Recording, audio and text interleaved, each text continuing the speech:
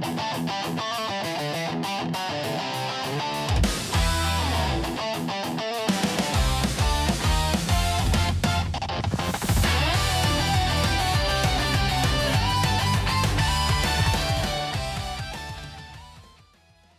did it. We did it. Hey everybody, I'm Cortez and I'm a critic, and welcome back. We have concluded, or we're going to conclude, this lovely journey of the NFL 2026 draft recap. We are down to the last team, the Los Angeles Rams, who have changed their logos and changed their schemes, and that's a whole can of worms that I really don't want to talk about. But they have the smallest draft. 5 players. Easy. The smallest. Fantastic. I love to end it on a short video. They cheated. In case you haven't known, they got the defending, they got the defensive player of the year, Myles Garrett. The sack breaker himself has agreed, or demanded, or lucky charms his way to be part of the Los Angeles Rams, a team that everyone believed was probably the best team in the NFL until Seattle says, no, we are. And now they're coming in with the same, basically, we are the best team in the NFL, and I can't help but feel like, yeah, that's kind of true. And then in comes Myles Garrett, and you're like, oh, come on. Really? How? How'd you orchestrated that? What capital? And to make matters even worse, or more worse for us all, the Super Bowl is in Los Angeles, so the Rams are going to try to go to the Super Bowl in their own stadium twice! It was already bad enough that when Tampa did it first, the Rams did it the next year after. So now if the Rams do it again, I can no longer say the Bucs did it first by winning the Super Bowl in Tampa. The Rams will be like, cool, we did it twice in our own stadium, sucker. So I can't have that. And now there's a conspiracy, or at least social media is hinting, that defensive Hall of Fame tackle Aaron Donald, who has been 1 year out of the league, who is still in great shape, by the way. No homo here, but that guy is a freaking monster. In great shape. I can't believe he played defensive tackle. Is considering, rumored, that he will come back to the Rams to join Myles Garrett and the Rams for a 1-year run at another Super Bowl. That's cheating! You don't see that type of team build-up only in Madden. Heck, that's the thing that Dennis Rodman was complaining about LeBron James.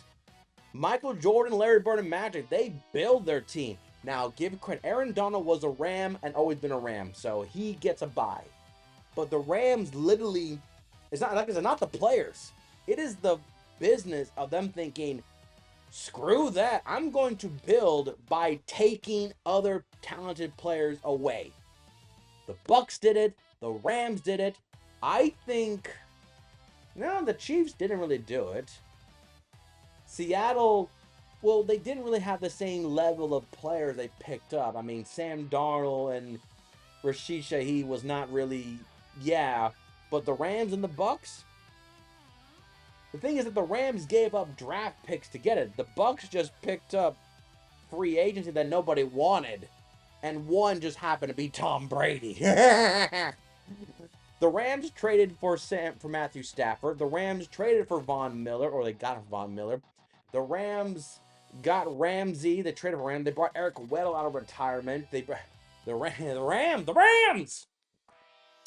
They got 5 picks. They got 5 picks.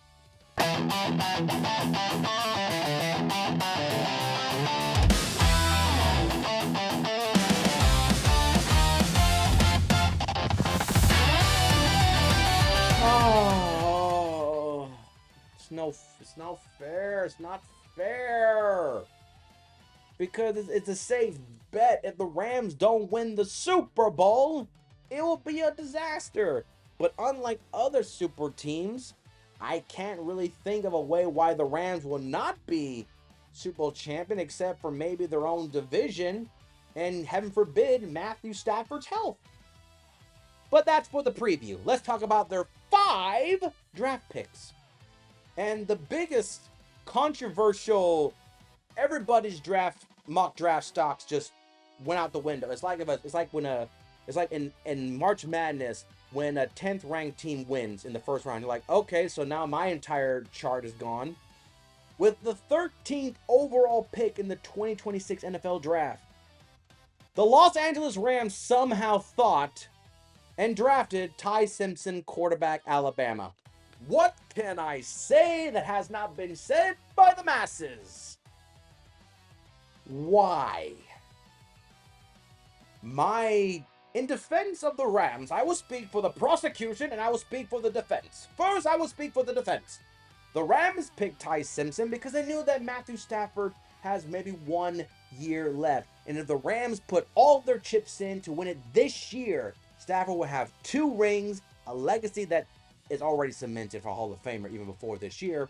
He can ride off in the sunset, and the Rams don't want to be in that situation of FWTF, we won the Super Bowl, and the quarterback class is so great, we need investment now. So for the Rams' sake, they went and got their future. That's the defense for the Ty Simpson. For the prosecution, this is clearly an abysmal decision that was, shoehorned in. That was, falafel. That was, disguised and ambush and thrust upon the coaches and the player that had no idea that was going to happen. And they did it by flaunting their billion-dollar chest of, I own you because I own the Rams, and said, you're going to get him because apparently there is conspiracy and report interest that the Rams talked to Ty Simpson, which forced Ty Simpson to go to the draft because he was told he was going to be drafted by the Rams. That is not my speculation. That's been out there in the zeitgeist of the internet and by reporters and sports commentators all over. That Ty Simpson was basically recruited by the Rams before he even announced he was going to the draft. I felt like Ty Simpson needed to stay in Alabama to develop or go somewhere else and develop his stocks. But he was basically guaranteed a first overall pick by the Rams by people that were not done by the coaching staff or anyone that was in charge of it. It was done by billionaires and people who had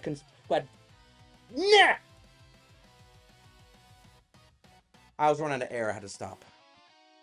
That's for the prosecution. This was done by pure, I can do it. What are you gonna do? What are you gonna do? Head coach, what are you gonna do?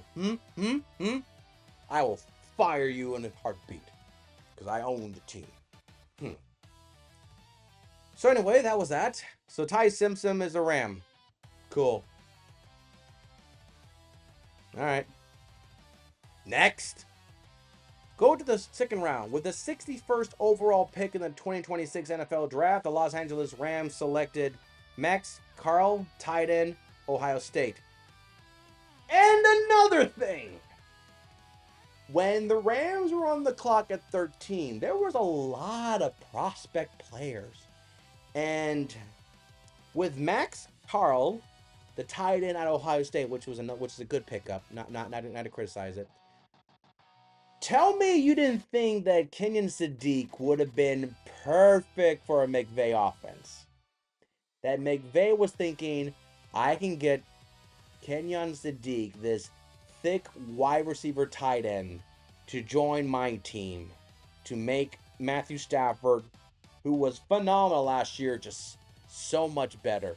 Tell me you don't think that probably, either that or Ruben Bain, but I really believe it was Kenyon Sadiq, that Kenyon Sadiq, the tight end from Oregon, was going to be the Rams pick if it wasn't for the BS by the front office and the people behind the curtain to swindle themselves to put Ty Simpson as a Ram.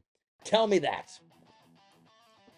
So they got their tight end, because let's be real, the tight end room for the Rams is aging. I mean, Colby Parkinson is fine, but 27 years old.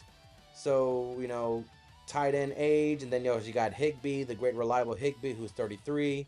So let's be real. Kenyon Sadiq was going to come in and be the new face. And with Devontae, who knows how much time he has. And we all know they probably would have put, Kenyon Sadiq in the slot, put him out there because he's so talented. That them getting Max, also got Terrence Ferguson, don't forget about him. You got him, he's 23, but, another Oregon player. I mean, it'd be kind of fun if they got two Oregon tight ends in the same thing. But I'm just speaking out there that maybe that was the plan. But Max Carl comes in, and the same way I speak for the Kenyon Sadiq conspiracy is because the two tight ends they currently have for the Rams are in their late 20s, early 30s. Not ages here, not being ages here. I'm just stating that, they want to get an investment. Doesn't mean that Ferguson cannot do it, but Higbee and Parkinson is still the 1-2 punch. So eventually when those two goes, they probably want another 1-2 punch again. And maybe Sadiq would have been that guy. That's what they. But Matt Carl is there. I still believe he's another reliable tight end. I think compared to the tight ends of Ohio State past, he's probably one of the most reliable. I see a little bit of a younger Higbee in him. So we'll see what he can do. But to me, Max is the third best tight end. I think Eli from Vanderbilt and Sadiq are the 1-2. I think they're 1-2. But Max is number 3. So my theory that maybe Sadiq would have been the pick if it wasn't for the BS from the people in the suits and ties in the booth maybe sounds more credible. Next, we go to the third round with the 93rd overall pick in the 2026 NFL Draft. The Los Angeles Rams selected Keegan Trust, offensive tackle, Mizzou. Now, the offensive tackle is a wonderful foundational base, but Warren McLendon Jr., he's 25. He was a Ram pick in 2023. And Alric Jackson, he's 28 for the Rams. But they currently have Trust in the right tackle side. Do I believe they could probably turn him over to the left tackle side? I don't know. But it just feels that the Rams are getting depth for purposes I don't know. I thought maybe they would go defense. We have gone offense 3 straight times. So I guess the rumor of them maybe going after Ruben Bain at number 13 would have been more far-fetched. But then again, they got Myles Garrett now, so maybe they never really planned to get a defensive, player in the early rounds of the draft. Maybe they weren't expecting anyway. But yeah, so they got development for the future. That's all I can really say. The tackle they have, Warren, he's a young man too, so I don't know. But maybe they might move him to the opposite side. We'll see. So then we go to the 6th round. Long wait. With the 197th overall pick in the 2026 NFL Draft, the Los Angeles Rams selected C.J. Daniels, wide receiver, Miami. Now, if you don't know anything about C.J. Daniels, all I gotta say is watch the highlight against Notre Dame Week 1. Yeah, that guy. That guy is probably the only thing I remember him for most of the year. Even with Miami's success in the playoff run all the way to the national championship, I always remember him for that catch. Now, he has been a transfer journeyman. He has been around, all around. He finally makes his mark in Miami. And even then, I don't think he was as valuable to the offense as others. But that's not his fault. That's just the way the situation works. I still believe that he doesn't... I feel like he's in the best spot to be with the Rams. With wide receivers, with, Puka and Devontae and Jordan... He's in a good spot of wide receivers. Devontae will be the one gentleman that I feel like, he's 33. He'll be 34 by the end of the year, by December. His birthday is on the 24th of December. Happy birthday on Christmas Eve to this man. God bless him. So maybe it's meant to be a potential air replacement for him. He's in a good spot to learn. And that might be the best thing for him. I feel like, with Colby, Tyler Higbee, Devontae, and with Stafford, that depends how the season goes, especially if it ends with the Super Bowl ring. A lot of these players might say, thank you, good night. And that might even include the head coach. Thank you and good night. So maybe the Rams are preparing more for after this year than this year. Just saying. And then the last pick for the Rams, the last pick of this journey, in the 7th round, with the 232nd pick in the 2026 NFL Draft, the Los Angeles Rams selected Tim Keenan II, defensive tackle, Alabama. Funny, the only defensive player the Rams picked this entire draft was back at 232, and they selected Keenan, who is projected to be, at best, the third string nose tackle. 6'2", 320. He is bigger in weight, a little smaller in size for a defensive tackle.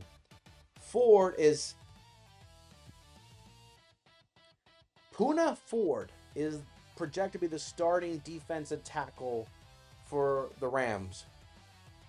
I hope this is correct. He's 5'11", 314.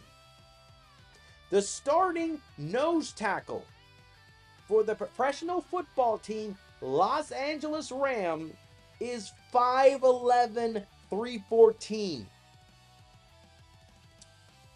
30 years old. Played at Texas. Has to have 9 years of NFL experience. What have I been doing in my life? So you're telling me I could have been a nose guard in the NFL? Man, wow. He must have been really good. Ty Hamilton is the backup. He's 6'3", 301. So going by this, Tim is 6'2", 320. So he's the heaviest of the nose guard. But Poona Ford, he might be one of my new favorite players. 5'11", 314, playing nose guard. Respect on his name. I know this is a draft thing, but I just am. That's why I'm hoping this is correct. If I'm wrong, then still respect. But I was cheering that you were under 6 foot in the NFL, playing a defensive line position as important as a nose tackle. But yeah, so that's your defensive tackle side. We'll see how it moves forward, but 3-4 fits perfectly. He didn't have to rush the development. And of course, Myles Garrett on your side. So that's the Rams. Player I'm most excited about. There's only 5 players. Who could I be most excited about? Can't be Ty Simpson because he won't play the field unless, heaven forbid, Matthew Stafford gets hurt. Max Claral, the tight end from Ohio State. Because one, he's a tight end, and I respect tight ends. 2, I believe it was Sadiq supposed to be the guy, and this kind of confirms my conspiracy theory that maybe it was supposed to be him. And out of the other Ohio State tight ends, he was the one I was happy to see. And I believe this is the guy that probably, if there was more of a tight end need, he could have been a first-round pick, but just happened to slide number 2. Because tight end besides Sadiq was the only one really prospective to be a first-round pick. But if Sadiq didn't come out, I feel like Max or Eli from Vanderbilt would have been picked. So, grade for the Rams. Seriously? They're contenders. This draft class doesn't really affect it. Really, honestly. Ty Simpson really affect it. Max might be the only one that does affect it. CJ could, but not as much as Max. So, Rams are contenders. This draft class doesn't really move the needle. They were already contenders. So, if you have an A+, and you have another grade that's an A, it's not really going to drop the A+ any lower, and it's not going to move any higher. So, yeah, Rams are contenders. And if you want to meet that, if you want to put the speculation that the Myles Garrett acquisition makes it more confirmed, then yeah, sure, go ahead. But the Rams team, with or without these players, they were still contenders last year. This just makes it more like I said, this feels like this is for next year. Not this upcoming, but 2027. if the Rams win the Super Bowl, a lot of these players, including Stafford and receivers, will call it a career. And these men are meant to be the next level of the Rams organization moving forward post this year. And that is the Rams. And that concludes our journey. We are done. Thank you for watching. Thank you for subscribing. Thank you for commenting. I appreciate it all. I appreciate the attention. To me, this is fun. I'm enjoying this. I'm having fun with this. Now, by the time this recording gets out, we're just about to start training camp. And we all know that August comes in, preseason starts, and then the season starts. I always like to do my preview show of all 32 teams, talking about their MVP, their potential status, you know, their ceiling, their basement, their floor, you know, what's their grade, the 3 best games they need to worry about, all that fun stuff. I do that towards the end of preseason because that'll give me a chance to see some of the players, even though most starters don't play, but I still want to at least give a chance to see some of the rookies do something. But that will be for me, and I'll try to get those out before it. If not, they'll be out hopefully no later than before week 2. So week 1 might be in the books if I get this out, but that'll be for the future as I do my NFL preview for the year. But until next time, I'm Cortez, and I'm a critic. Thank you seriously for watching and enjoying.